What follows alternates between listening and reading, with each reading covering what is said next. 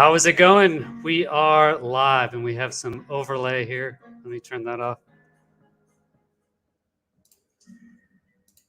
All right, guys, welcome. This is a live stream with Martin Willis. So Martin Willis, he is a longtime podcaster. I actually went and did my first live stream with Martin Willis back over the summer. It was very interesting for me, very memorable. And so this week I had basically three main topics I wanted to go over, wanted to cover. And I was coordinating with Martin, asking about the Turkey UFO in particular, because he had interviewed Roger Lear. And Roger Lear had actually been in Turkey during the Turkey UFO. So talking with Martin, he said, I'm available. And I said, why don't you be on my show? He offered, seemed like a great opportunity to talk with Martin Willis, interview him for once. He does so many interviews. Like I said, he's done 480 plus shows. Man, that is a lot of shows. If you think about it, more than 9 years of weekly shows on UFOs. He's talked to a ton of people. So very interesting, very exciting show today. We'll cover Turkey UFO. We'll cover Berkshire UFO. I know Martin was very interested in that one. He investigated it kind of personally. And then we'll go through the recent disclosures in the U.S. So there's been some exciting updates in the U.S. as the NDAA is about to be signed. So we'll talk through that. So without further ado, let's bring on our guest, Martin Willis. Hey, how are Hi, you? Martin. Welcome to the show, man. Thanks for being here. Always a pleasure, Chris. Yeah, excellent. So you're always doing the interviews. You know, I went on your show. It was exciting. That was my first live stream. I'll never forget it, actually, and it really got me interested in the Berkshire specifically incident. And so happy to have you on here now. So Yeah. Why don't you just give a brief background? How did you get into UAP hunting? Well, it's kind of funny. First of all, I was a podcaster early on in the podcasting world. Not so early, because I think it began like in 2005. But in 2009, when it took like days to figure out how to do a podcast. There was it was so easy now, but back then you had to have all these things made. Like you had to have a handmade RSS feed and all this type of stuff. So I got in early on believe it or not, on the antiques and fine art. That's my background. I started doing that, and I did like 180 some odd podcasts on that, and it was number one in the slot, and all that, because I was early on. Now there's a ton of them, but anyway, so I enjoyed the podcasting, and then I started doing one on comedy. I did another one with a stand-up comedian that was a lot of fun, and then I thought about doing one on something I had a little bit of an experience in, and that's on UFOs. I had mentioned it during someone else's show, and they said it had a lot of traction, just the word UFO. So I thought, well, maybe I'll try and see if I can do one on UFOs. And recently I posted my very first show, and it wasn't that bad. I thought it was going to be horrible. It wasn't that bad. But I had a UFO sighting. It was not. I had a more dramatic sighting when it came to a fireball, in the 80s than my UFO sighting, which was basically a disc flew over me. It was just exactly the shape of a disc, the typical flying saucer that you can imagine. Had a blue glow. This was back in 2007 in California. And it had a blue glow around it, and it moved steadily. It stopped, and then it headed toward Monterey. And I was in Carmel Valley at the time. So I jumped out of the hot tub, and no, I wasn't drinking, because people always ask me that. And I didn't know what to do. I didn't even think there was anything online to report something like that. So I called the police department, non-emergency line, and I was on hold forever. There was sarcasm, and I finally hung up. And I told one person at work, I said, don't tell anyone else. And of course it got around, and there was the ridicule factor, back in 2007. So I kept quiet about it, but I always thought about it. And I said, well, there's something to this, whatever it is. And, the funny thing, the most eerie part of that sighting was like, there's absolutely no sound. And when I started hearing other people say that, I go, oh, wow. So it wasn't just me. And I couldn't imagine how this thing could be propelling itself, stopping and starting, and no sound at all, just completely like nothing there. And so anyway, it just seems like you could have heard something. So that's basically, I reached out to someone and started doing the podcast. And I was, first of all, very surprised that the people that look at this topic were fascinating, intelligent, and a number of them have never had a sighting on their own, but believed in the data enough to chase it. And, we're talking like Stanton Friedman, like an icon, never had a UFO sighting in his life. And, some people like that. And so you don't have to have a UFO sighting yourself to be interested and to follow this topic, but it certainly does kind of change the realm for most people if they have an encounter themselves. Yeah, I can imagine. Yeah, that's great to hear, actually, because I haven't seen anything, obviously. But I love hearing these stories. So what were you doing out in California? What were you in Carmel? Oh, I was working out there. I was out there for 9 years. I worked in the fine arts and antiques out there, and I was out there for 9 years. And so, but I moved back. I'm back on the East Coast these days, and I don't like cold weather, but hey, back in Maine. Yeah. Yeah, excellent. And then, so the actual sighting, do you know how far away it was, or what's any other relation? You said it flew over you as you're in the hot tub. Yeah. Like right over the house. Yes. Yeah. I've tried to figure it out. And memory's a funny thing, because if you don't document something right away, each time you recall something, you can change something a little bit, because you're basically reconstructing in your own mind. So I can't really dare to say, but I from what I can recall, it's something like holding a quarter up at arm's length is really the best way I can describe it as far as the size. But as far as the height, I really don't have any idea. It didn't seem like it was really that high up in the air, like 1,000 feet. I don't know. It's just a guess. Yeah. Well, the same thing, right? If you don't know, I have the same problem. When we try and identify how far away something is, if you don't know the shape of it or how big it is, you can't tell how far it is. That's why I keep harping on we need multiple angles, because from two different aspect points, now we can get you can get a better idea, a much better idea, right? We can nail down. Yeah. I really enjoy watching your channel and how you go into these you go to great lengths to show things like that, the scale of things, and how you go about doing that. And you really explain it. So does Mick West, but I don't always agree with Mick West. And as a matter of fact, I watched live when you were on his show, and I have to say, you did a good job, but some of the things he comes up with are really good. And some of the things, I mean, he's a bright guy, but some of the things are a little bit ridiculous too, if you ask me. But yeah, exactly. I mean, he's definitely smart, and he's good at what he does. Yeah. And so I don't know. I find, especially on Turkey UFO, I said in the past, it was like people ask me, what about Mick West? And I said in the past, well, I don't care what Mick West said, like I don't bother. But actually, I looked around for where was the cruise, the cruise ship debunk. As I'm looking into Turkey UFO, I kept hearing, oh, this is great argument against the cruise ship. And ultimately, I found, really the summary of the argument and all the information on it on Metabunk, on their website, on Mick West's website. So, yeah, I mean, I'm glad he's at least bringing attention to the topic. Maybe not the right type of attention, but at the end of the day, if the truth will hopefully come out. So I do want to say something about Mick West really quickly, because I think it's a really good point, and it's a really good point of when someone's in front of the camera, because I had Kevin Day on my show and basically explaining exactly why the I think it was the gimbal UFO, which Mick West claimed was an F-18, and Kevin Day's on my show explaining exactly why it could not be, and at the end of it, Mick West said, I see. Oh, well, I have to agree. unfortunately, I have to agree, that he's right.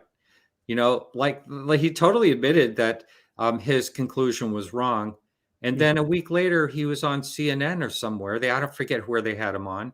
And Yeah. he's saying the same theory again, like Mm. completely forgetting that, purposely forgetting that he agreed that he was wrong, and going back to his theory of the F-18. So anyway, I thought I should say that and get that out there anyway. Yeah, I know you mentioned that before. Yeah, I brought it up, but I don't know. Nothing changes, right? You just kind of, I didn't say that or whatever. But anyway, so why don't we get into that then? We can get into Turkey UFO. See about we can do some our own analysis. So I like this. Let's start with this interview that you did with Roger Lear. So this is back in 2013. Right. So Roger Lear, from what I understand, is I didn't know anything about him, right, until recently. I just got in this game over the summer, but he seemed like a well-respected doctor that investigated implants. Right, he wrote several books on implants. Yeah. I guess he pulled out reportedly 13 implants, and unfortunately, he died in 2014. But from what I understand, is he was in Turkey at a conference in 2009 when these UAPs or UFOs were supposedly flying around. Right. Well, you say flying around, but also this particular one, the most puzzling, if you ask me, the most puzzling thing of it is the stationary hovering, or what the heck it was ever doing, and exactly. Because we have I can have it here. I have this part queued up. I have two kind of main points or key points, because people kept asking about occupants, were there occupants? So we'll go through basically some initial analysis on that. But funny you say that, because, when I have people mention it, I think Frank from podcast, UFO Thinker podcast, he just tweeted today saying, there's no real observables. That's kind of the response I get, is there's no 5 observables of this. But like you just mentioned, if it's just sitting there hovering in the sky, that is the 5th observable, which is propulsion, right? Without any signs of propulsion. Right. What is it? Anti-gravity? How can it just sit there like that? And why? And why? What are they doing? Are they gathering data from the ocean, or what is it? Yeah, this is this part right here, especially. We'll find it. We'll find it a little bit later. But yeah, there's some really key parts on that. So let's just hear real quick, Roger Lear. This is the beginning of your conversation. Maybe it'll bring some ideas for you. No, I was not living in Turkey. I was invited over for several conferences. I've been there a number of times, and during the conferences themselves, there was so many UFOs that traveled over the conference center that really I got tired looking at UFOs. That's just crazy to me. I can't believe that, Yeah. Yeah, tired of looking at UFOs. Okay, he talks about. I've heard people say that before. I've heard people say, like, okay, this thing is just sitting there. I'm getting bored with it. I'm just going to go inside. Yeah, that just seems crazy to me. And I don't know if you remember when he actually talks about occupants. Do you happen to remember? No, unfortunately, I don't. But the occupants, to me, is kind of the part that is what most people want to know about. And there are some really incredible images. I know there's that, what is it called, pareidolia, where we want to make things into faces. It's a evolutionary thing so we can survive. But anyway, there are some images that looks like this big head with black eyes, and then it's supposedly 3 occupants, one kind of leaning over that sort of looks mantis looking, sort of, which is crazy. I know these things sound crazy, and I shouldn't be like laughing, because I'm not ridiculing. It's just that it's a very there's some very interesting images and footage that was studied frame by frame that appears to show a lot of movement with these, whatever they are. Everything else is perfectly still, the craft, but these white, they look like, they don't look gray, of course, but they look like these white beings that are moving quite a bit. Their heads are pretty close together, which I guess are pretty cozy, but and someone speculated, it looks like they're doing something. They're very busy doing something.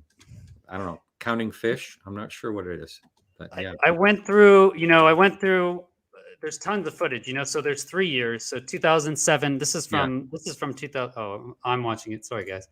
I'm just looking at it while you guys are watching me. So this is from 2007. Sorry about that. So this is the first year he is filming, this guy Yalman. So I made a video, Turkey UFO. You can look at that for more reference on this. But he films over 3 years. I looked through 2007, 2008, 2009, and these are the two main, sections really where I could see that you could maybe make out some occupants, if that's in fact what we're looking at. Yeah. So yeah, exactly what you're talking about. This section right here, I think goes a little bit further. Let me go back to it. So he didn't understand PM or AM. I think that time should say AM. Yeah, that is strange. There's no way that's 5:12 p.m. And I know some people were suspect of that, but yeah. I think it might have been in a camera setting or something like that. It was, yeah. So he does an interview. It's in my Turkey UFO video with the guy Akdoğan. He's like some famous Turkey ufologist. And in that, he's talking with Yalman, the filmer, and he didn't know English. So he didn't know what PM or AM meant. In Turkey, I lived in Turkey, right? I speak Turkish actually.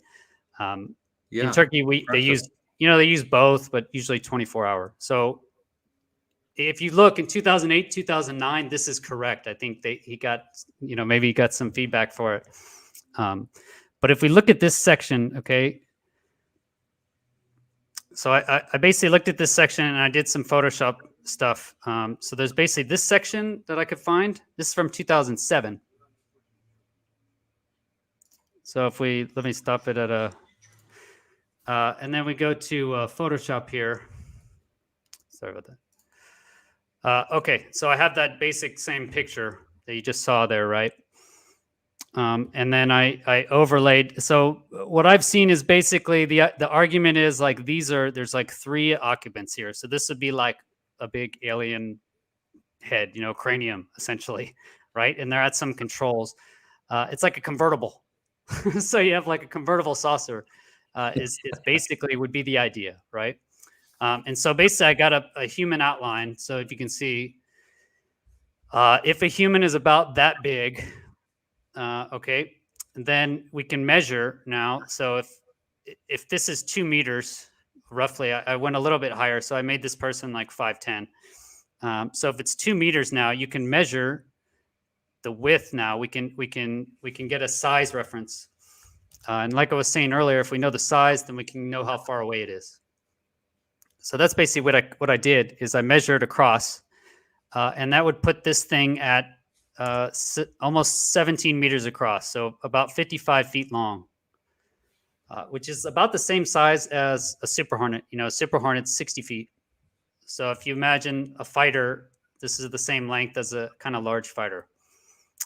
If that's the case, and that's how big it actually is, we don't know for sure. It's kind of close. So that would be 2.14 miles. So that's nautical miles. So that's like, I think it was 15,000 feet. So 2.25 miles away. I don't know. What do you think? What do you think on Chris, that? am I able to share a screen on this? Yeah. On this end? Okay. Go ahead. Let me do this if I can. I don't know if you have to take yours out or how that works. I can share it right. All right. So, yeah. So in this right here, this analysis, it's pretty interesting. I don't know if you've actually saw this page, but there's an eerie image right here. It's pretty eerie. And again, your mind does try to create these shapes, but whatever it is, you can see in this GIF right here that there's definitely some movement. Now, maybe it's movement with the reflections of light, but there's one of these images that you could swear you see black eyes. Anyway, these are like close-ups of the supposed. I mean, check that image right there, in particular, does look pretty much like eyes. And here's another one right here that, I mean, you'd swear that these are beings. But yeah, that's anyway. the same. I think the same section. Yeah. All interesting. All interesting. Yeah, I think that was this same section right here, of video. Oh, I So see. Yep. So basically, all I did is I took a screenshot of that from that section. That so yeah, I read through that, and I tried to find where I could actually even see any occupants like they're talking about, or possible occupants, and I got to this section, and so I think it's in the same area. Yeah, exactly like you're talking about. So you see those two. Yeah. Here are those two heads. Right. Or whatever the light. It does look different, right? This is brighter. So if you look here, these lights are brighter. Yeah. And then it is dimmer, which is interesting. When I initially did the analysis, it seemed much bigger to me, right? So I did, because you can measure it off of the moon. So why don't we go to the next section here, and I'll show you basically the section I did that off of. So that's also like it could be like a recessed section. Yep. And we would imagine that it would have some type of window, I guess. That's the only idea I can think of, is that you can see through it. Like it can become see-through. We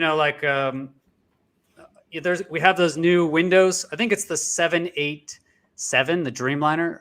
I've never flown on it. Oh, yes. Doesn't it have the windows you can like touch, and they'll clear up? Yeah. It's like, those are great. Yeah. So maybe it's something like some crazy thing like that. Obviously this is speculation, right? I wasn't there to see the actual occupants in the craft, but Roger Lear, he talks to George Knapp, and he says, yeah, I looked through the telescope and saw these occupants, so. Yeah. Okay. So this is in 2009. So this would be, I believe, when Roger Lear was there, in 2009. Yeah. So this is 2 summers later, and this is in May now. And what's really good about this is he'll zoom in a second, but you see the moon here, and he zooms in on the moon, and then in the same recording, he then zooms in on this little spot here that you'll see is the UFO. So the most powerful part of the whole thing for me, because that can't be a reflection, right?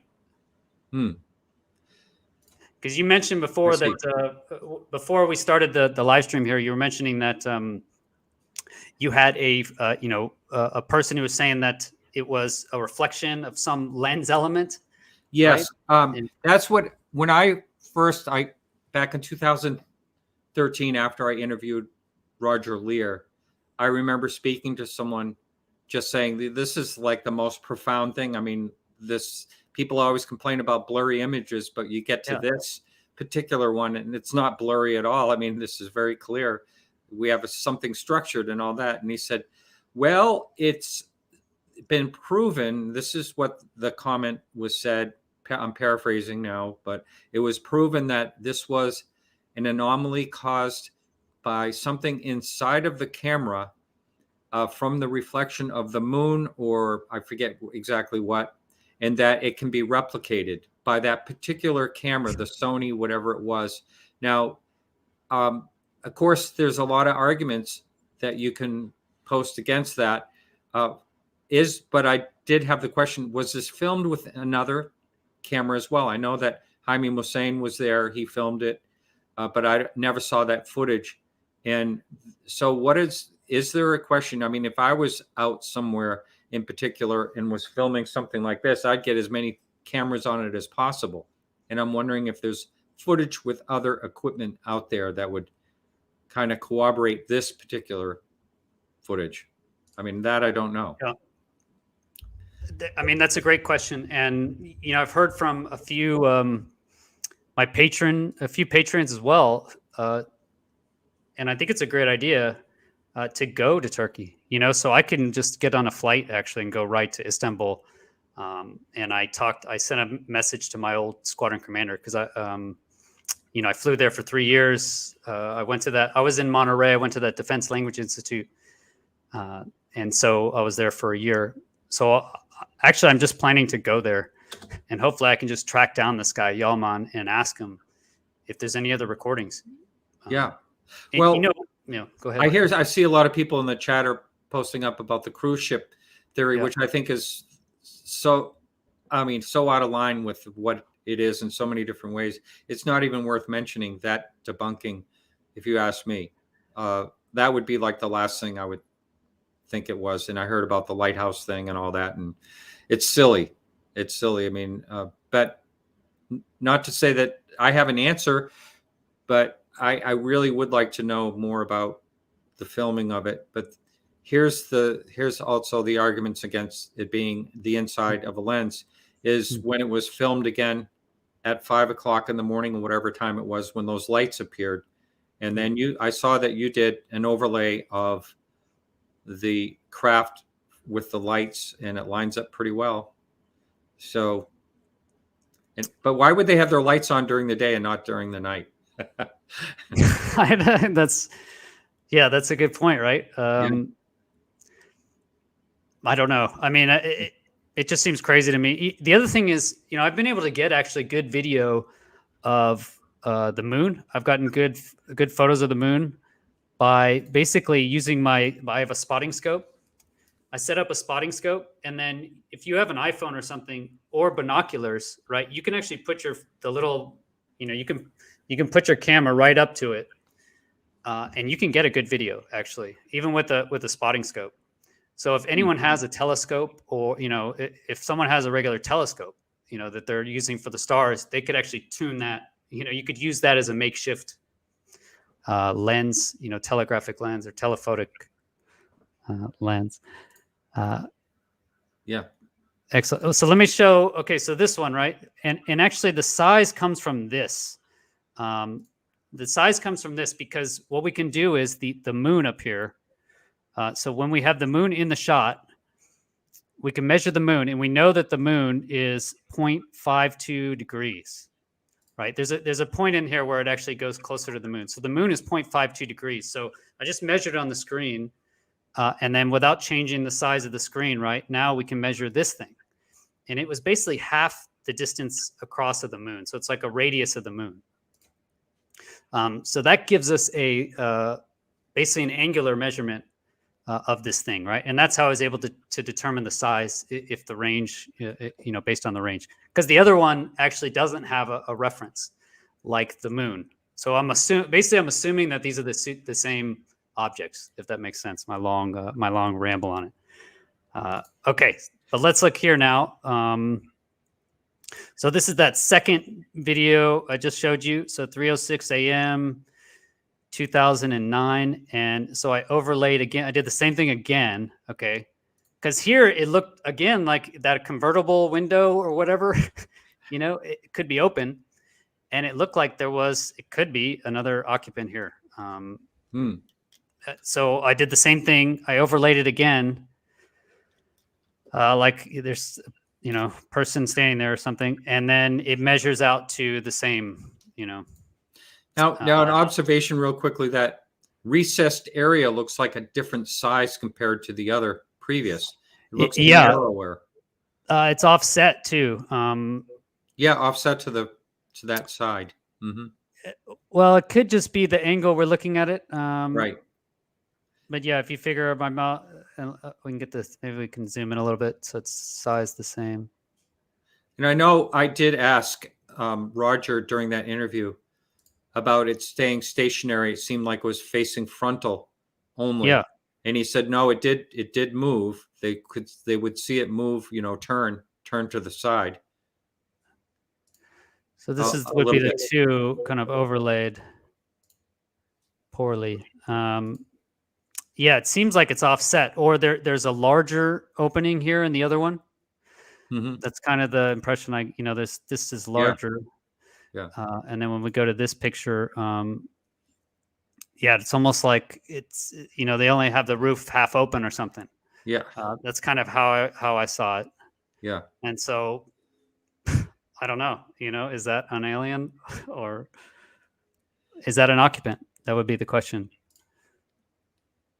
What are It's the comments? yeah. No, Okay. yeah. It really is. It really is. This is really a fascinating thing. I remember when back right off the bat when I started my show, there was a guy contacting me constantly. Says you have to do something about this Turkey UFO. It's really, the most amazing thing. We should all be paying attention to it. And I know Right there. many people analyzed this, but and no one could. It's certainly not a hoax. There was never any hoax intended here in any type of way, whether it's some type of weird anomaly, which doesn't seem to make any sense in any type of way.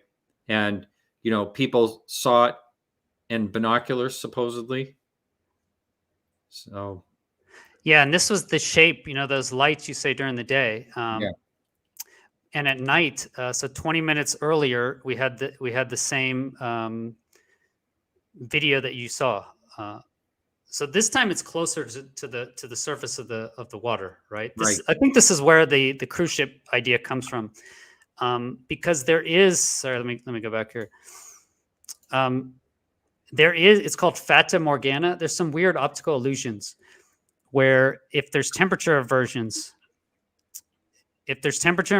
you can it can make it look like there's literally a boat right here. Like you can have a sailboat that's just sailing, and it looks like it's up where these lights are. Oh, like it's floating. Yeah. Yep, like floating off the surface. I've seen that before. I'm on the water a lot. So yeah, I've seen that. Okay. Yeah. It's called Fata Morgana of all reasons. And it's because there's different temperatures so light basically gets bent like it's going through water, but it's going through the different temperatures of the air. Yeah. Well, the problem with that is there's another time when these lights are shown, and what the point is though is that you get a reflection on the water. So I don't think those are necessarily the case. Yeah, I can't find it right here. I think it's in the 2007 one. But you will see basically a reflection on the water. And maybe I can find a better picture here. But I mean, the odds of this was supposedly filmed by the same person in the same location. Yeah, you can hear him too. So, it's not going to happen here, but he talks about like this. So he keeps talking to his buddy, and he mentions it. Yalman is the filmer. So what he says is in his interview with Octuon is that he doesn't use the screen on his camera, right? I do the same thing when I film here at my house. If I turn on the screen on my camera, it's like every time I go to video, man, it cuts out halfway. So like I make sure the screen is off on my DSLR. And so he says he did the same thing. And so basically how he's locating these things is he's seeing them with his naked eye, right? So he's got the camera, here's my DSLR. He said he's got the camera like this, and he's basically using one eye to line the camera up. Yeah. Right. And he gets it on, and then he sees the light in his little viewfinder, and then he zooms in. Yeah. And so you can hear him in the video. He says he's talking to his buddy on most of the videos. He's with someone else, and you hear him saying Gidior, and that means is it going? Gitmek is to go. Gidior means is it moving? So you'll hear him. He says Gidior mu. That means is it moving? Is it moving? And the other guy's like it's moving. He'll say Gidior, or he says Durior. Durior means to stop. So when people say, "Hey, it's not moving," I don't know. I mean, he's physically tracking. Although there's no background, there is some context from the film.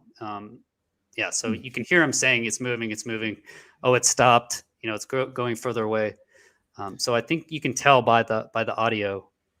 So are you saying that it to the naked eye it looked like it was moving, or through the camera lens?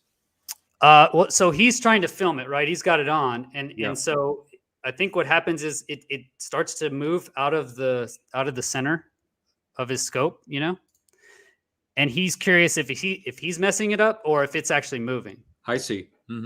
Because he's on a tripod, right? But Right. Yeah. I think it's moving when the screen is not so stable, right? Because if it's just stable, he has a tripod, he'll just leave it. So I think he's actually when it gets blurry in there, it may actually even be tracking. Yeah. But there's no time where I can tell, hey, it's in the shot. It's obviously moving in relation to the moon. I can't tell on this one. Here's another, in my opinion, kind of a good point. The moon there does not seem overly bright. Now, maybe it's the way it's being filmed or whatever, but we're not talking about the real something that seems like it would be reflecting enough to cause this anomaly. And you can actually the whole thing, yeah. Yeah, I mean, you can, when you're focusing in on it from the distance and you can see the moon and then go into it, that's pretty compelling. Yeah, me. Exactly. And so you can test, you can go to MoonCalc, which I did in that Turkey UFO video, and you can type in this time and with the location data. So it's in Kumburgaz, Turkey, right west of Istanbul. So you can see the height of the moon. Yeah. Right. And so the only thing is maybe the time's wrong. Maybe they changed the time or it was done on purpose. So actually, that's the cruise ship argument, is that this is only, you can measure this. Like I said, this is 5 degrees. It's a little less than 5 degrees from here to here if you measure the moon. Right. So the cruise ship theory, it would require that this is the horizon. Right. Yeah. Otherwise, the cruise ship is flying. And so the problem is that doesn't line up, right? Even if you're in that area of Istanbul, let's say you lie, he's lying, he changed the clock, and it's really an hour earlier. So to be 5 degrees above the ground, you would be looking over Istanbul, or at least the western parts of Istanbul. You're going to see tons of lights, ground, rocks. He would have to go through some really elaborate hoax to try and cover up all of the ground lighting. So based off of that, we can determine that, hey, he's actually looking up. This is about 12 degrees above the horizon, and the actual horizon is down here. So that basically that would crush the whole cruise ship theory in its tracks, essentially. Yeah. And you mentioned, you can also check how bright the moon is. You mentioned it's not that bright based on the date. So the moon lines up. You can check the phase of the moon. It's like a half phase or something. So, yeah, very, very compelling. Yeah. I don't know if there is an explanation for this, I'd really like to know. And, I looked into this way back, but I never, besides that one person saying it was analyzed as, the camera anomaly or lens anomaly. I can't remember which one it was. It just seems like there's so much evidence against that, when you really look into it. Yeah, it's amazing. In fact, you talked to him. Awesome. So I just need to go. I'm going to go to Turkey and just talk to the guys in general, figure it out. So I'll try and get more evidence. I'm curious, man. There's someone in the chat room that is claiming, as a professional photographer, that can't be an internal lens reflection. Okay, excellent. Yeah, I see it here. Okay, perfect. Yeah, let's go. What do you guys think in the comments? We'll just cover. We'll move on. So we're done with Turkey UFO here. Just do a final thing. Can the actual illumination from moon reflection be calculated?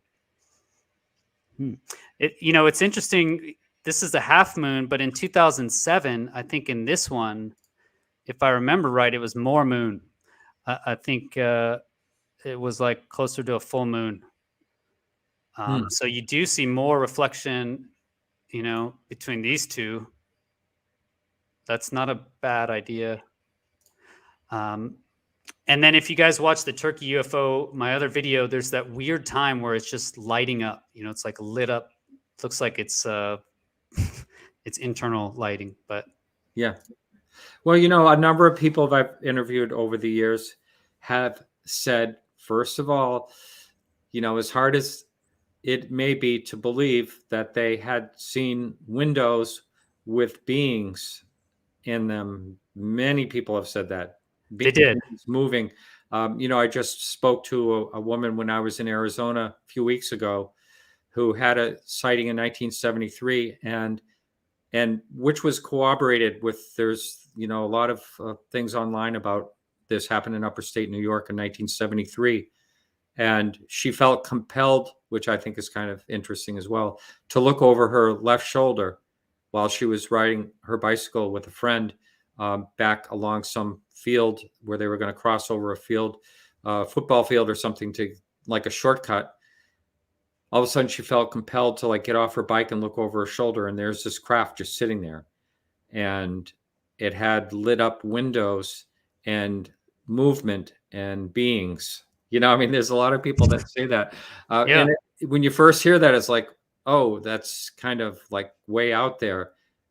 But, who am I to judge? There's so many people that have said they've seen these things.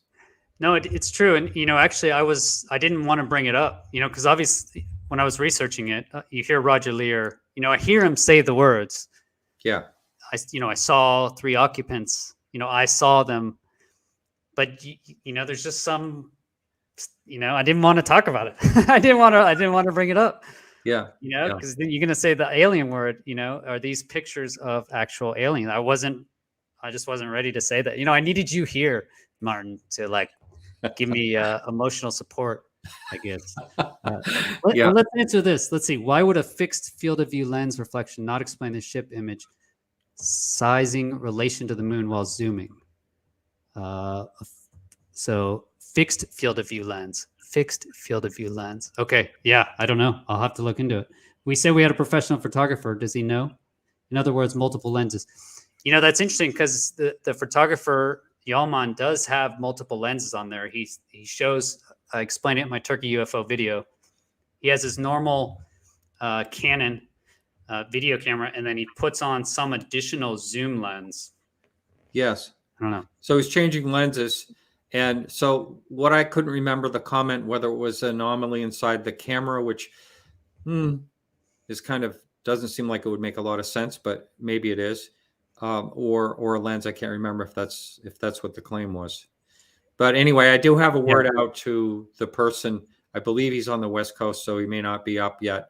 But I told him to text me information when he saw this. So this may happen. We may be talking about a total different subject, but if you'd like, I can let you know what he chimes in at. That'd be excellent. No, yeah, for sure. Okay. Awesome. Okay. Yeah, I'll have to look in fixed field of view, but I don't see how it would be possible. Okay. So, all right, let's move on past Turkey UFO. That's an amazing, there's the HD video. Everybody's like, where's the videos? I'm like, here you go. Yeah. I know that's what I hear all the time. Like, for skeptics, they say, oh, well, there's, a billion cell phones out there. Why don't we have good, clear images? You hear Neil deGrasse Tyson talk about that a lot. And what's this? Yeah. What's that? Yeah. I mean, it's kind of blurry, to be honest. But still. Hey, look how far out that zoomed. And really, that's about as clear as it gets. It is mysterious why something would just sit in one place. That is bizarre. Yeah. But, cool. That's thinking with human mind, not alien mind. Excellent. Yeah. All right, Martin, let's go. So speaking of that, let's talk about the Berkshire incident, man. That's just a crazy, I love the mass sightings, where we just get many people seeing the same thing. They didn't know each other. They drew the same picture. Do you want to just give a short background on it? I guess how you would. Well, sure. They happened back in September 1st, 1969. When I very first got into this, I met Tom Reed, and I always knew this case as the Reed family abduction. That's all I knew, and that there was a monument they were going to put up and all that by where it happened, by a covered bridge where he and his family supposedly were, abducted and on a craft and back off a craft and all that. That's the main guy, right? What? Yeah. Yeah. Well, he called no. Huh. All right. He made himself the main guy. Okay. All right. Now I like Tom Reed. We chat, often, but for some reason, and I interviewed him a number of times, and for some reason, it's counterintuitive why he would not talk about the other witnesses, because there were so many, and it's a point of corroborating what happened to him. And it wasn't until the Unsolved Mysteries came out with episode 5, I think it was, in their first remake of the show on Netflix, the Berkshires UFO, when that came out, and I'm watching it. Now, I rarely watch anything more than once. So I think I've watched that 4 times because I was just blown away by the testimony of the people. So I really did get into it. And I talk with Tom Warner. He's one of them in there. I talk with him quite often, probably once or twice a month, maybe more. And so I also interviewed Melanie Kirchdorfer, who is on the show, lovely lady that talks about what happened to her. And so I've interviewed different people in here, and I actually went to the location and on July 6th this past year and did a show right there with several of the people that were part of this. But the thing of it is not only is it just not the Reed family and other people involved, but it's other locations involved. And we're talking, there was, let's see, I wrote down the gentleman's name. He was Mike Simmons. He's a retired 30-year veteran, state police, Vermont, but he was out on Long Island at the time and like 14 years old. And on September 1st, him and his mother at the marina he worked at clearly saw this thing go right over them. And it when he watched the Berkshires UFO, he never knew there was a connection to it at all. They just had this major sighting. It flew over him. But when Tom Warner described what he saw, he goes, "Oh my goodness." And they figured out that it was exactly the same day that he saw this happen. Then there was Marisol Lopez in Connecticut. And, the strange thing, I don't know if you want me to do the nutshell of this in particular. Yeah, just cover the There's a nutshell lot of real people fast. that may not know what it is, but so she claims that she was totally abducted and that it was that particular night. And, so this was in Connecticut. This is not just the Berkshires and not just the Tom Reed family abduction. So, that's when I was on location there. Yeah, this And show was amazing. The person closest to the camera is Jane. Now, Jane, I'm going to be going all over the place in this, but because I want to do the nutshell. But Jane actually was watching Tom Warner run from her house to his house. They were next door neighbors when she saw the beam of light come down on Tom. Now, Tom is right there. Tom was running in place and thinking he was going toward his house, but he was just stationary, running in place. And no, look at him. He's wearing the Unsolved Mysteries t-shirt. So he's running in place. He doesn't know he is. The beam of light comes down on him. He does know that. And all of a sudden he disappears. Jane, that lady that you showed earlier, saw him right disappear in a beam of light. He thinks he's gone. He's up on this ship. And as bizarre as this all sounds to the first time listener of this case, he's up according to him, he's up in this ship and he sees people, all children. And they're all, one of them he looks down and he recognizes as Melanie Kirchdorfer, who is scared. They're all very scared. Next thing you know, he's on the ground, flat on the ground, and he can't move. That's Marisol in Connecticut that you see there. And that's the state policeman, Mike, up above. So he's sitting there and can't move. she's seeing the beam of light, and she said it was something like he was gone for 7 minutes. And he thinks he hears this like a telepathy that it says, okay, you'll be good. Hang in there for a few minutes. You'll be okay. That's exactly where it happened, right here. That's We're right. filming Yeah, right where it happened. he says the saucer is here, right? Isn't that it? Yeah, he's pointing over that. I can't remember exactly what he's pointing at, but this is exactly where it happened. It came down. Yeah, the beam came down, and she's telling where she was watching him run, where there was a rock. She saw him. He was standing by a rock, and bam, he's gone. And he comes back, and he's like laying right on the ground. He can't move. Finally, he gets up. Oh, he's wearing a different shirt here. He gets up. That different shirt. and then he, the funny thing, I always find the most interesting thing is how people react in the days after or something like that. And his family did not want to talk about it. No one wanted to talk about it. But Chris, since I'm scattered all over the place here going through these videos, do you want me to give the nutshell for the person that may not know quickly about what happened here? Well, I think you basically did, right? So you have it was back in 1969. You have a mass event.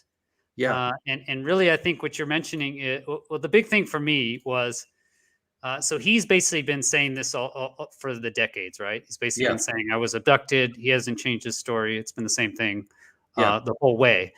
So there wasn't really much about it until they made that unexplained show, right? What is it? Unexplained? Oh, no. This is two different Toms. I'm sorry.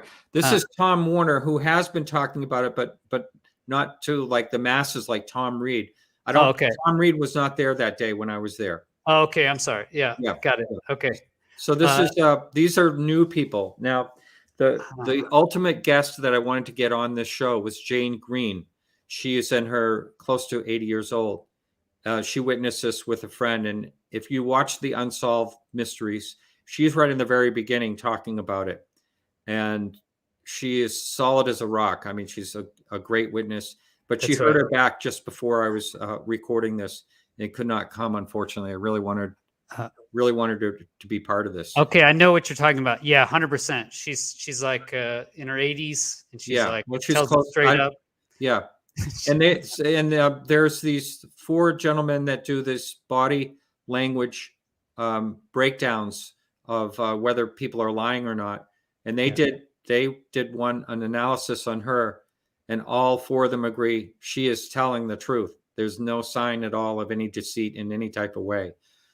And this was super powerful for me as well. So basically, you have the Unexplained Mysteries show came out, and what was really interesting is that like Mike, from what I understand, he hadn't talked about his fighting when he was 13 or something. He hadn't talked about it in decades or thought about it. And the drawing that Tom made was exactly what he drew, whatever decades previous. That's right. That's what it was. Yeah. And he's a state trooper, right? Or he's a detective, some sort of detective. No, he's a 30-year veteran state trooper. Okay, state trooper, 30 years. So this guy, he saw it when he was young. He was in the car with his mom or dad, I think. Right. They both saw it, and he drew a picture. Right, hadn't thought of it in decades until this guy, I believe, gave the picture to Unexplained Mysteries. Right. And so he's like, holy crap, I recognize that. I saw it. And so he called in, and then this woman Marisol, even crazier, she calls in saying that she recognized Tom from the show, from Unexplained Mysteries. She's like, hey, I recognize you from the ship. Being on the ship. Yes. She hadn't seen him ever. She never met him. She recognized a childhood photo of him. Childhood photo. Yeah. And then she was able to describe this crazy environment. They're on a ship. It's all these kids. There's like this wall, and the kids are disappearing whenever they go towards the wall. And basically, everyone's freaking out. She said that what was so scary is all the people, that the humans had these terrified looks on their faces. And so that was freaking her out, except for Tom. Like Tom's like just chilling over there or something. Like he was fine with it. Or not fine with it. Yeah, if you get to know Tom, he's a chilling type of guy. But Marisol was very emotional during this interview. It really affected her profoundly, whatever happened Did you talk to her after? I guess that was one of my questions. Did you ever talk to her later Yes, on? Melanie Kirchdorfer, who has an amazing story, part of this, could not make it to this recording, but she watched it and she said, "Please connect me to Marisol. I want to talk to her." So I know the two of them have talked. I haven't spoken to Melanie recently, but well, just through like chat on texting. But anyway, I don't know if she ever made this connection and what came out of it, but she really wanted to talk to her. Yeah, it was just very interesting. And that Unexplained Mysteries show, yeah, the whole thing is just amazing. There's so many people that didn't know each other, they have no relation. Yeah, very interesting. So I was just curious, since we were talking, to see if you had any other more information on it. Or Well, Tom Warner, I think they're going to make, I guess supposedly they're going to be making some type of movie involving the whole case. cool. I mean, that really at one time that was one of the most watched Netflix, I think, in its category at some point. The Unexplained Mysteries. Yeah. So no, nothing has really changed. Tom Reed is really interested in the historical part of it, like the monument, and that this thing is being sponsored now by BB King's daughter, and also Stevie Ray Vaughan, something to do with that. They're sponsors of this monument where I have visited. I have a picture that I took there that I was at. Happened where he was at, and his part of the story. Tom Reed, the covered bridge part of his story. He's not in this film, but anyway, that whole part of it with that family is really interesting. The fact that when they were back in the car, the grandmother was sitting, behind the wheel when she never drove, but she's sitting behind the wheel. That's right. And and something about their clothes, which is always kind of bizarre to hear about, their clothes being on the wrong person or something like that. Can't these aliens, whatever they are, get that straight? What was they can't get it straight. Oh, wait, who was wearing the Guns N' Roses shirt? You imagine the alien. Yeah. I mean, so interesting. Yeah, that case. I remember his testimony for 100%, because what was really interesting to me is he mentions the white balls, right? He's like, there's these energy balls that are tracking along with our car. I think he's going over a bridge. He explains it. And then like immediately later, there's this just giant ship. You know? Right there off to the side. One of the things I really would like to mention here that Tom Reed does talk about. Now, Tom Reed is the one by the covered bridge. Too bad there's two Toms in this and get them confused. But so Tom explains, and his mother was also on Unsolved Mysteries as well, corroborating the whole event. But he explains that all of a sudden it felt like they were underwater, like there was absolutely no sound. They couldn't hear anything. Like they couldn't hear, first of all, like the crickets outside. All of a sudden it just became like they were underwater. And you know what? There's Tom Reed. Yeah, this is you talking with him. Yeah. And you know what, though? Many people I have talked to, not many, but several people, I should say, that I have talked to over the years that claim, a really good close encounter, have talked about the fact that it feels like they're underwater, like there's no sound. They can't hear anything at all, which I think is another bizarre, unexplainable, how do you explain something like that? And that is interesting, right? Because, I never knew that, because before May, essentially, or before last December, before I watched, Fravor interview with Lex Fridman, I considered UAPs like, not, like a joke, essentially, exactly. I guess it's just not even possible, right? If you just think it's not possible, then it just comes across as something ridiculous and it just keeps going. But you hear all the memes. Right. I'd like to say something that I know I said when you were on my show, but for the person that just strictly watches your stream here, I was sitting next to I was sitting next to a guy on a flight on American Airlines, and I was flying across country and got into this conversation. And he said that he was deadheading, and he was a captain for American Airlines and just going to another location. And then he said so I asked him his background, what made him decide to become a pilot. And he said, well, I was a Navy pilot and flew an F-16. I'm not sure what it was. What 18 sometimes, F-18. Anyway, it was years ago.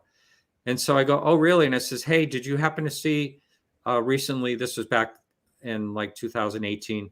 I said, did you see the recent, New York Times article about UFOs and the Navy pilots and all that? And he looks at me and says, no, I didn't see anything about that. But he says, well, but I'll tell you they're real. And so I go, Really? what? No. Yeah. What? I said, yeah. He said, well, he goes, I was, now what do they call the WESO in the back? Weapons system officer. Yeah. Yeah. Now With the part of his story that I believe you said didn't sound right was that he said his WESO, they were doing a long distance, whatever it was. And he said that he was like sleeping. They can't be sleeping even during training, can they? I mean, yeah. yeah. They Anyway, shouldn't be. he said, They shouldn't, lazy wizzos. No, if you're if you're doing a cross country, yeah. actually, there's nothing for the wizzo to technically. I mean, he should be practicing or training or doing something, but Yeah. Well, anyway, he said all of a sudden he sees this green orb like come up beside him and like track him. He says it's a bright green round orb and it's right beside me. And then he said it followed me behind me for 300 miles. 300. So I said, oh my God. I said, would you be on my show? I do a show about UFOs. He goes, no way. And I said, would you be on my show on the phone anonymously? I said, I really don't like to ever have anyone on anonymously, but would you be willing to do that? He goes, nope. No. Don't talk about it. Yep. Oh. The stigma. And, I mean, here he is, a captain on American Airlines. He doesn't want to talk about it. He'll talk to me about it, but he doesn't want to talk publicly about it. Do you think that's changing? I do think that's changing. And I hope we're going to see, because a lot of people in your position and commercial pilots, do report seeing things. I mean, look at the vantage you have when you're up there. I mean, I was a flight attendant for, a few years and got to ride in the cockpit a number of times. And I mean, you see so much sky, miles and miles and miles. You are, if something's to be seen, there's a lot of pilots that actually do see things. And I do believe that more people are becoming much more comfortable in coming forward about it. Retired, maybe more retired people can talk about it if they feel, a little hesitant to speak about it. But I do believe that there's going to be more people talking about it. I feel like more and more is happening to make people feel more comfortable and not feel so much worry about the ridicule factor of this thing. Yeah, I think I feel the same, right? It really feels like it's not as big a deal anymore to say. Well, you would have never talked about it, right? I mean, you have never even looked into this thing if you never saw David Fravor. I honestly just really never thought. I mean, I guess it sounds crazy, but yeah, I just never thought it. I just really bought the argument that the universe is just way too big, and so we just couldn't possibly go there. It's just. Which just seems it's just so ridiculous now thinking about it, right? Of course, the Earth was too giant, right? Until we invented cars or airplanes, and then traveled to the other side of the Earth. I mean, that must be mind-boggling to anyone. Flat Earthers must still just be blown away, getting in an airliner. That's right. Yeah, but I mean, you think about also, the main. When you talk to someone that's skeptical, I think the skepticism is good, but the main argument for why we're not seeing UFOs like we're out of our mind is that the traveling the distances. And I understand, to put it in perspective, I had an astrophysicist tell me if you had the sun the size of a grapefruit and you were sitting in Washington, D.C., the Earth would be the size of a ball on a ballpoint pen, and the nearest star would be in California. That's to try to, it's so hard for us to figure out the distances. That's just so hard to fathom and to understand. But also, I remember I interviewed Dr. Seth Shostak at the SETI program, who is a very active skeptic. And, I just said, what happens if we have, maybe we haven't figured something out in physics that exists and someone else, another intelligence has. And he seemed like surprisingly open to that. So, I mean, that's the thing. We just, because, people will argue that, well, obviously they figured it out because they're here, but I still don't know where they're from. I still, after doing the show for 10 years and 484 shows or whatever it is, I still have no clue. I like to listen to different theories, but I don't know if they're extraterrestrial. I tend to lean that they probably could be extraterrestrial, but I also think that they could be a bunch of things combined. And I just think we don't know how to ask the right questions. Yeah, I've heard also interdimensional. Yeah, that's one question. Extraterrestrial and or interdimensional or a combination. Or time travel, or there's all these different theories. That's the big problem. Yeah, go ahead. Sorry. Well, no, the multi-dimensional, interdimensional, that's a pretty interesting theory. And, a few different people I've talked to think that could resolve all the different things that are seen, like, ghosts and things like that, could explain things popping in and out of our dimension, which is kind of bizarre. But I don't know. I have no idea what they are. I know that there's enough. I know what I saw, I don't think could be explained easily. And I know that what a lot of other people have been seeing and recording, and you get someone solid like David Fravor and Alex Dietrich. They're not, they're not just blabbing and for attention or anything like that. Solid witnesses, and just something that doesn't make any sense. Yeah, I mean, like you said, it's just solid witnesses. Yeah. How do you jump that gap? Because that's the problem with this UAP I've had is, once you open the can, once you're just like, it's possible.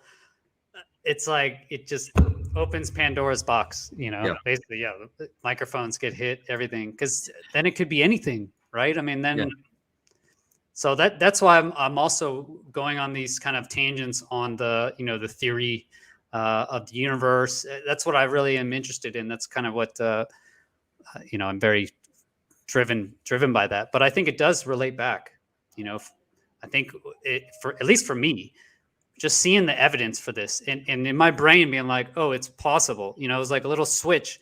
It kind of opens up, possibilities, I think maybe we're just, until that switch is turned, it's impossible. There's just no way it could ever happen. So they just don't make the jump. Yeah. Well, I'm not sure if we'll, there's a lot of movement forward. I don't know if you want to segue into our next. Yeah, let's do that. But there's a lot of movement.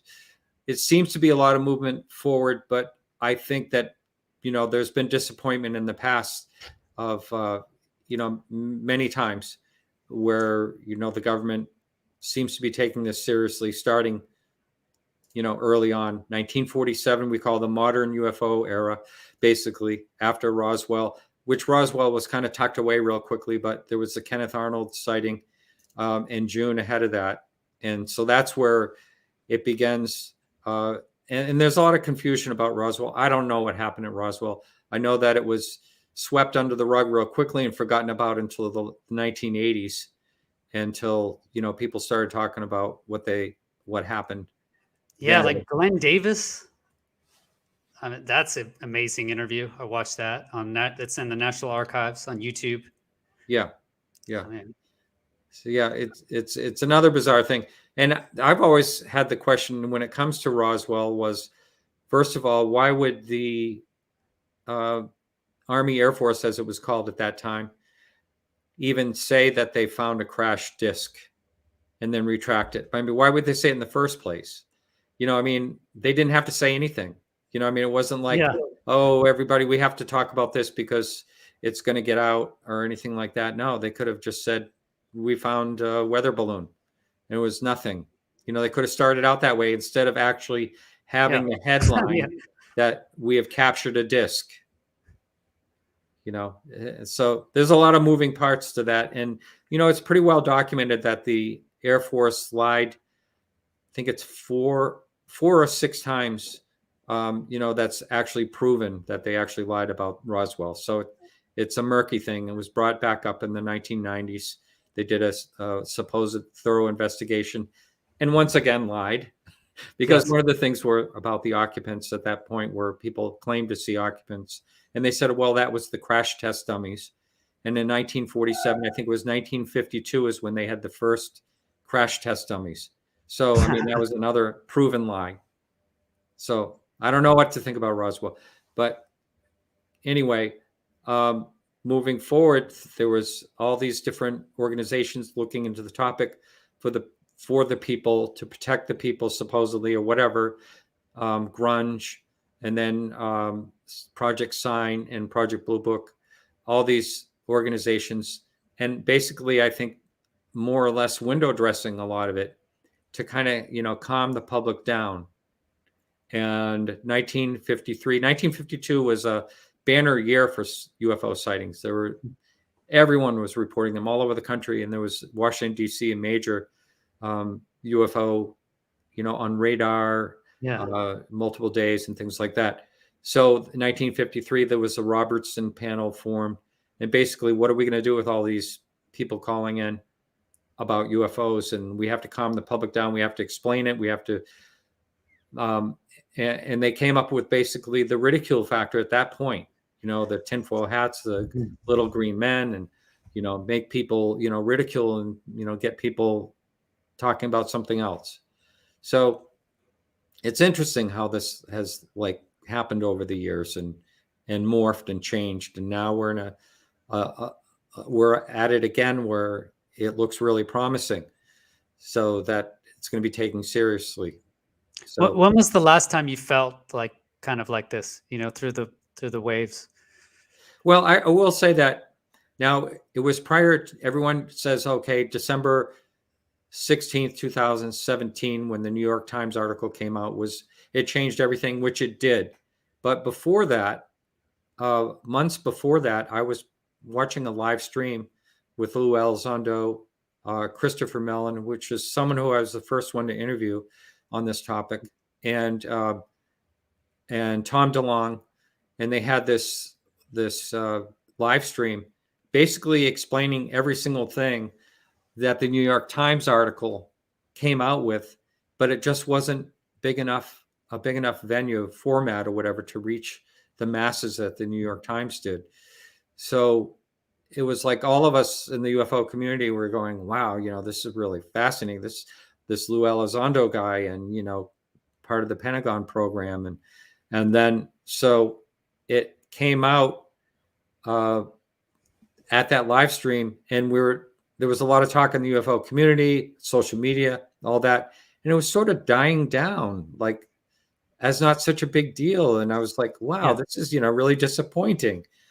And then the New York Times article came out, and bam, here it is, right in front of our faces, and all over the world. And all of a sudden, these scientists that wouldn't touch this thing with a 10-foot pole are all of a sudden saying, hey, well, maybe there is something to this. And then we have things like the SCU out there, and forming with scientists and things like that. It's been good. Is this a question you want to address? Oh no, sorry. Yeah. Well, the point is, this is kind of the argument, right? The move by the Pentagon to create a new office right now, when Congress is getting to do it, is very suspect. I think that. So it goes into, you mentioned Representative Ted Burchett.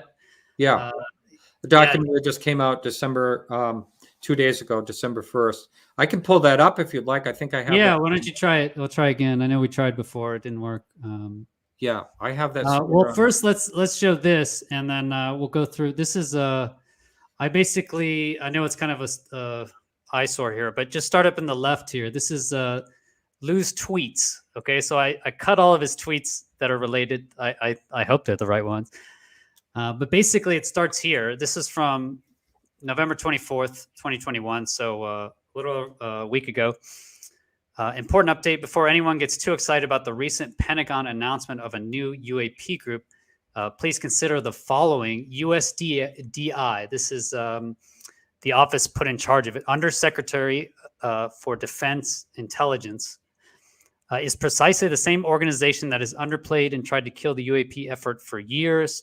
USDI is an oversight organization, non-operational. Nowhere is there a requirement to provide unclassified findings to Congress or work with our international partners.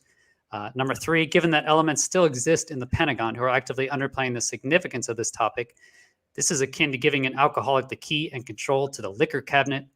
Number 4, if you want to maintain UAP UFO secrecy, this is exactly how to do it. And number 5, this is a direct and blatant attempt to circumvent and undermine the Senate, Senator Gillibrand, Rubio, Ruben Gallego, Martin Heinrich, and Tim Burchett. So Representative Tim Burchett on there. Yeah, I mean, the best, if you really think about it, control the information. I mean, that's maybe that's really what is happening once again, is to control the information. First of all, think about it this way. If we have something flying around our skies, as many people say, with impunity, that we have no control over, what are they going to say to that? Are they going to say, oh, by the way, there is something that's flying around everywhere. We don't know, they don't seem to be hostile, but we have absolutely no control over it. Yes. Are they going to really admit that? I mean, their first thing is that they want to make sure that we feel secure, that we're not going to be panicking about what it is. So I don't know what's going to happen. Yeah, because I feel like we have the same basic evidence that we did in 1952. You mentioned the Washington whatever saucers, but basically they had them on radar contacts. They launched the pilots. The pilots went and flew next to them, like you said, or similar situations, and they got photos and videos. All right, and here we are 70 years later. And we have the same, I just showed you videos that are, not, it's supposedly a cruise ship, according to many people. We have the radar contacts, just look at the Nimitz. You have all those things, eyewitness testimony, radar tracks. We have video, at least FLIR video. I don't know if we have any other optical video or et cetera. So it's like in 70 years, they still don't know what it is, Yeah. Like you just said, they still don't know what it is. Yeah, and also, I had Kevin Randall. I really have a lot of respect for Dr. Kevin Randall. He never calls himself that, but Kevin Randall has a nice blog out there. I think it's Kevin Randall Blogspot, or no, it's some other name, but you can find it that way. But he's a very balanced, very, he's former military, very balanced, takes a really good look at all these things. And I had him on the show after the June 30th announcement came out about, the UAP task force. And he said, you could copy and paste a letter from 1952 or something like that and change a couple of things. The best part about that in that particular time was that they did mention that they researched 144 cases and were only able to explain one. I mean, that was the monumental move forward. And yeah, I know Lou wrote, he mentioned this, this is from Nescafe Shorts. I wrote my Michigan rep. Yeah, I wrote, I didn't write my text. I wrote Senator Gillibrand. It was like, hey, would you like to come on the show? I doubt she'll have the time. But yeah, I found a great comment here that kind of highlighted your last point there. Martin. This is Yeah. I found this on a rand. This is the article that Lou shared a link to. But down here, Mike C said this: rock and a hard place for the DoD. If they say the objects are terrestrial in nature, then it's obvious that the hundreds of billions being spent on aircraft and weapon systems are hopelessly obsolete. Kind of like you said. But if they say the objects are extraterrestrial, it's the biggest story in human history. Yeah. And like above, every military system we have is useless junk. The default position the DoD has been pushing, we don't know what it is. And could you all please just forget about all this? Just doesn't hang anymore. The situation could develop into the biggest threat ever to the military industrial complex. Yeah. Whoever wrote that was really great. That was really great. And I love the fact that just forget about all of this. And I think that's their hope. I think that's been their hope all along. And when it keeps resurfacing, I think they just wish that would happen. Let's just, maybe if something really dramatic happens, this will get pushed aside, that type of thing. Would you like me to bring up that document? I tried sure. Yeah. All right. Well, go ahead. This came out a couple of days ago, and let's see if I can grab it here. All right, here we go. Ted Berkshire. Yep. Okay, cool. Here we go. Yeah. I don't know. I guess we can't really make it any bigger than it is here. But it's basically, let's see, to the Secretary of Defense, Intelligence and Security. And it's him discussing that, these things the public should know. He talks about the new formation of, and it's really a mouthful. I'm sure you've read that. The Airborne Object Identification and Management Synchronization Group, otherwise known as OMSIGA. And anyway, he's talking about to build off the preliminary assessment and collecting and analyzing all the relevant data so that we can get to the bottom of this phenomenon. And so that was sent. And, I don't know if it'll mean anything, but it's an interesting. Yeah, that said, so I read that article earlier. I think I watched UCR and Luis, he read through that. That document as well from Ted Berkshire. Man, I'm very happy to see that. And so basically, I just went on kind of a investigation of this guy. Okay, so Ron Moultrie, he's who that letter was actually sent to, right? The undersecretary. Right. The Undersecretary of Defense, National Intelligence, and the whatever that one is, surveillance. And this is from a while ago, because I was interesting, who is going to be in charge now, because Lou was very adamant against USDI. There was another tweet. I even found it. Here it is, even better. So this is another one from the same day. I'm sorry. Yeah, here it is. Important update. Before anyone gets too excited, I've already read that. USDI is precisely the same organization that has underplayed and tried to kill the UAP effort for years. So that was very interesting to me. So I was like, who is the USDI? So I did this big investigation. And so basically the man who just took over is this guy. So Ron Moultrie.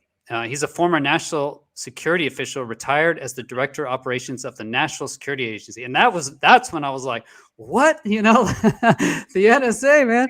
This guy was the director of operations for the NSA. And so that sent up an immediate red flag. And so I started doing this big investigation, because I've mentioned on a few other of my videos, I'm not really, I think the NSA's capturing of literally everyone's information, it's proven by a court of law that it was illegal.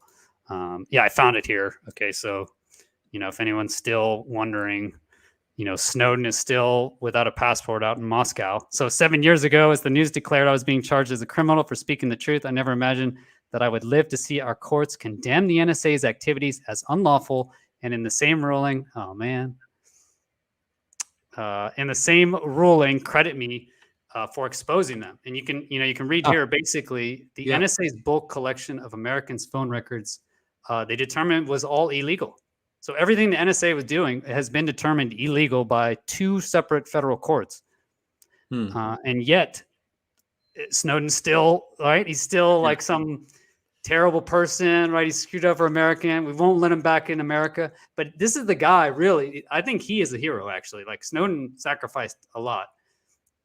He was proven correct. Like this is the epitome of a whistleblower, right?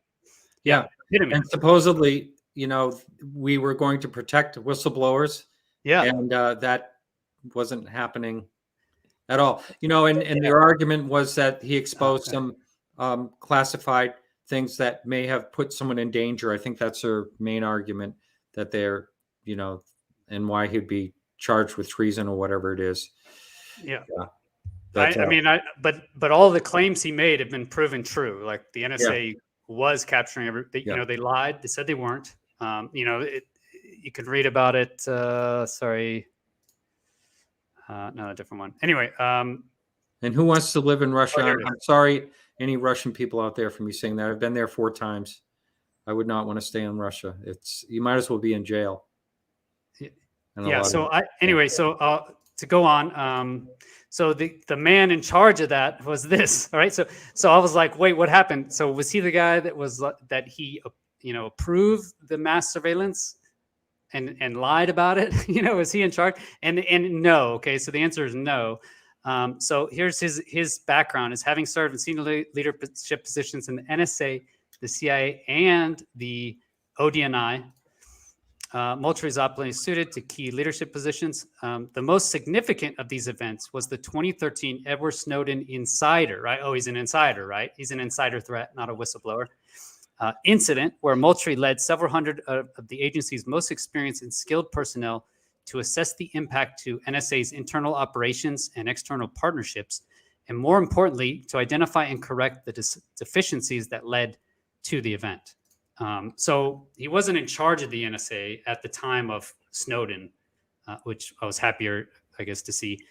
He was brought in as like the cleanup guy, right? Yeah. But unfortunately, what I'm seeing now is, Snowden, it's pretty obvious that the NSA was screwing us all over, right? To provide more intelligence to the government. Of course, this is how it works, right? They took away our freedom so that they could increase their intelligence capabilities at everyone's expense, right? They lied about it. And guess what? All of Snowden's claims were proven correct by our courts. Yeah. And yet this dude who was in charge didn't change anything. So I don't know. Initially I was like, all right, maybe I'll give him the benefit of the doubt, right? Because he does have he has another article. He wrote one article, right, I could find online. Exceeding All Expectations, a journey of adversity, triumph, and eternal optimism. It's basically, he's the first Black person or any minority to lead the NSA, right? If you look at it, it's just like old white dudes, on the list. Yeah. So he was the first minority. And so this is his grandfather, pretty cool. In the middle of 3, he was in the segregated U.S. Army in 1949. Huh. That's his grandfather. And then he went to, I was also interested to see is, there he is. He went to the Defense Language Institute. So the same place I went, I mentioned before, I learned Turkish in Monterey. This is him, right? So that's Moultrie in 79. I'm guessing it was still in Monterey. I believe it was.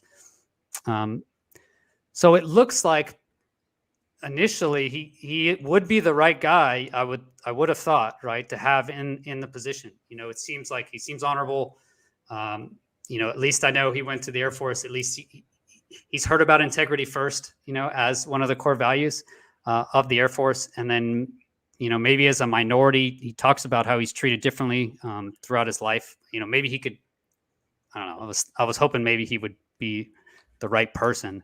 But then I realized, no, he was at the reins when Snowden should have been, he should have been pardoned, man. They should have brought this guy back. And the other thing is I looked at, what does the ODNI actually do? Because then I was like, what is this office I've never heard of? And when you look at the ODNIs, what you'll find in here, so I read through this long, Department of Defense directive. This is what they do. Undersecretary of Defense for Intelligence. The key is he reports directly to Avril Haines. And there's one point in here, I probably won't be able to find it now that I left the page, but they talk about insiders.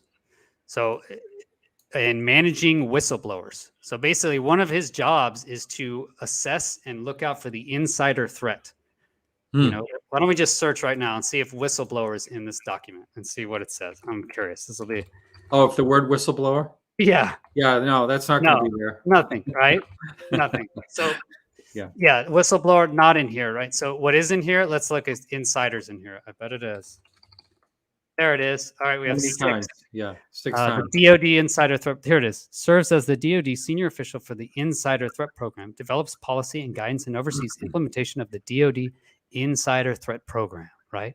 I mean, this is exactly what I'm talking about. You know, the government gets caught literally screwing all of us. Right, taking all of our information against the Constitution. They show it in a court of law. It's illegal. There's supposed to be whistleblower, you know, precaution. There's supposed to be protections for whistleblowers, right? Right. Still not, right? So this is after, this is in, you know, undersecretary. I mean, maybe they're supposed to be looking for, there's another group that's looking for whistleblowers. Hopefully the IG is protecting them, but I don't know. It would be at least nice to have at least a reference to the amazing, you know, violation of rights that we saw from the NSA. Anyway, okay, sorry. Well, no. I mean, you have a lot of really good points there, and you know, I mean, it's all ever since 9/11. You know, they can use that for what's that called? I'm trying to remember what it's called. The something act. They put everything under the guise of that, the Patriot Act. You know, they can say, okay, well, we're doing this, you know, strictly. We don't really care about, you know, you talking dirty on the phone or whatever it is you're doing. We really don't care about that. We're looking for, you know, keywords or something like that. Algorithms. It's all about algorithms. We don't really care about you. You know, I guess that's what they're throwing back at what that's about. Yeah, I mean, yeah, it's not, you know, everybody fights over their, you know, I want to keep my guns, but, you know, I will make the point, you know, before we went into Iraq was the #2 gun ownership nation. Really? You know, so owning guns isn't going to protect you, you know, like from a government overreach. Yeah. You know, government overreach, this is what it looks like. It looks like they're taking all of your information without you knowing, locking it up and then saying that they're not. I mean, that is a violation of rights. So I mean, it should be obvious. Anyway, here's one last part on that one. That, you know, so hopefully we can read this better if I zoom in. But on the other side, let me move up here. This is a letter from Avril Hicks. So this is June 25th. So right when the main report came out. And basically, subject unidentified aerial phenomena assessments. And she just took over in January. So she'd been, you know, for 6 months. So a recent report from the Office of the Director of National Intelligence highlights the current challenges associated with assessing the UAP phenomena. So I want to just go down to where it assigns right here. So right in the middle, if you can, I'll zoom in here. Consistent with these recommendations and to improve partnership with the ODNI and other non-DoD organizations, I direct the Office of the Undersecretary of Defense for Intelligence and Security to develop a plan to formalize the mission currently performed by the UAP Task Force. The plan should establish procedures, it should identify requirements, and be developed in coordination with all these other guys. So the chairman of the Joint Chiefs of Staff, secretaries of military departments, and commanders of the combatant commands. So, you know, based on this letter, I don't know why Lou was kind of surprised, you know. I guess I was just after reading this, I don't know what else they could have done, to be honest. You know, it seems like that is kind of what she should have done, was assign her person most in charge of those organizations to go and figure it out. You know? But he likens it to the alcoholic. You give him the keys to the car. Yeah, it sounds like it. Yeah, he was supposed to be on my show in 10 days from now, but he's in England and he's on a podcast blackout until March 1st. And I had all kinds of questions I wanted to ask him about. One of them was on one of the podcasts he was on. he said something along the lines of there's a 23-minute video that's going to be released that's going to, change everything. And so I emailed him about that. And his wife, I generally don't directly speak with him, mostly his wife, through emails. And she said he really can't say anything about that right now. So I don't know what's going to happen about that, but that would be interesting to see a new video come out. I mean, it's so cool. I mean, it really feels like it's moving, though. It does, yeah. Cautionally optimistic. That's how we can be. Be cautious, but optimistic that things are. I feel as though there's momentum. That's the best way I'll put it. And it's really funny. I watched something from the 1950s. It was a guy being filmed out. I guess they were out watching UFO watching, and it was black and white. And this guy said, I just want to know in my lifetime, I think it's moving forward, and I think I will know in my lifetime what these things are. And that was in the 1950s. He's long gone. In the 50s. So we may be saying the same thing. We may feel like this is moving forward, and maybe we'll have a backslide again. Who knows? I mean, I'm optimistic, but I'm also cautious and not thinking that, for sure we'll know. I don't even know if we will ever really know, or if the government, I think it's possible that some part of the government knows something more than we know, but I still think in my heart, I still think that they really don't know. Yeah, I kind of agree with you. I think the government's so big, like we said before, there's millions of people in the U.S. government. It's the largest organization probably on the planet, I'm guessing. I don't know, maybe China, I'm sure it's probably bigger, but it's the biggest organization. So if some people do know, it's definitely not a very large percentage at all, Yeah. If there is a further truth. But then the other thing is, it could just be that we haven't moved any actual investigation since 1952, maybe, or it's been hidden. I don't know, man. Yeah, I think it's crazy. Yeah, I do believe that something has been going on all along. I don't think when they ended Project Blue Book in 1969 that they stopped. I think they absolutely have been investigating it all along. And a friend of mine, Lee Spiegel, had found a document inside of training. I can't remember. I think it was Air Force pilots, and it talked all about UFOs. What do you do when you see a UFO and all that? And he brought it to the attention, I think, through the Huffington Post. And by the time the weekend was over, that document was offline. It was gone. So, so that is a good point.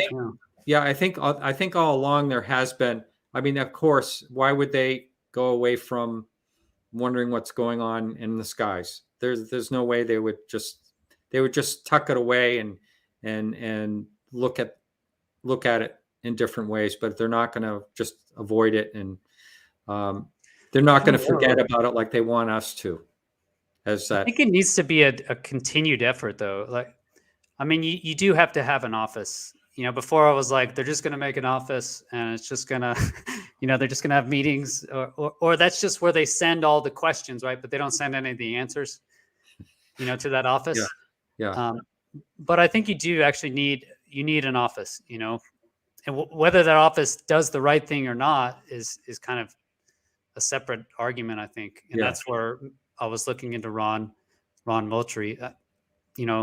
These people in the leadership, are they going to have what it takes, when it comes down to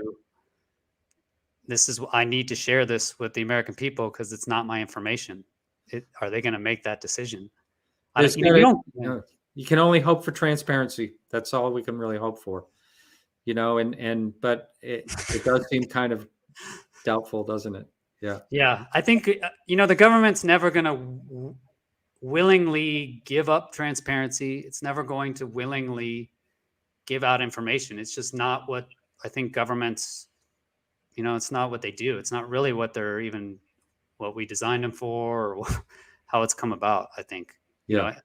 Hope for disclosure or hope for information, I think it has to be forced.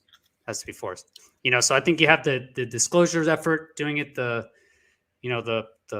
documented legal way, like I guess. But then I like the other way where we just get our own information. You know, I was watching the UCR rather be squidding. He said last night that, you know, like the Galileo project, if they find any, you know, once they get any evidence, all of a sudden they just bring it to the government, you know? And so the government, will, if it has information, will be forced to disclose it. And if it doesn't, it'll look like an idiot, you know? So either way, it's a rock and a hard place. Yeah.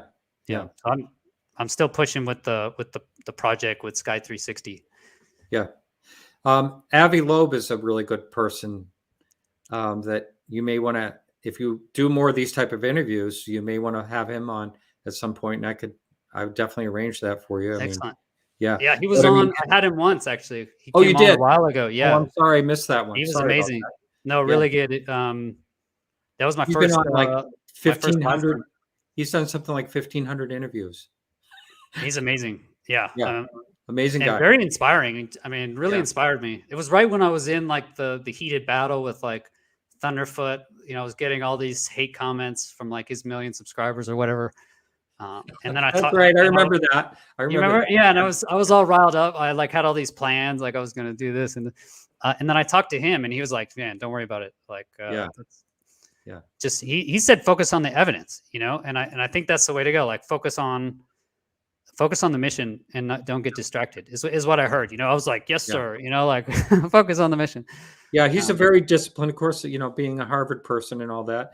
But I really enjoyed talking to him. And, you know, the best part that I got out of that is, you know, have the curiosity of a child in this thing, you know, and I love that someone like him can say that. You know, I mean, don't just think there's nothing to it because you know better. Have the curiosity of a child to look at this subject.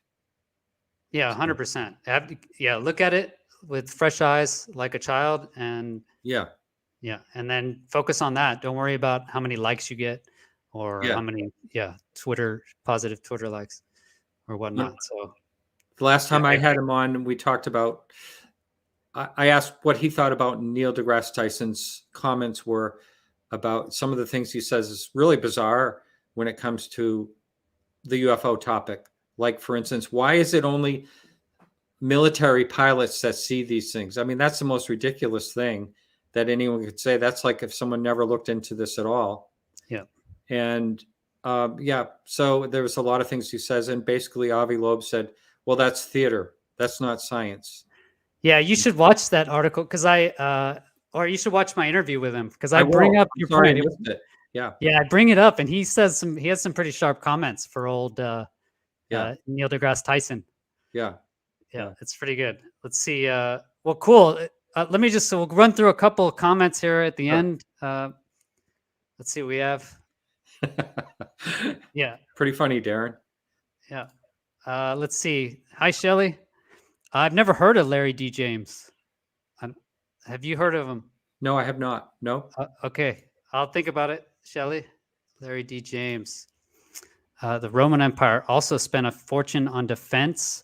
Didn't help once it got corrupt and decadent, from Joseph Zorzin. That's 100% true. I love history, reading about the Roman Empire.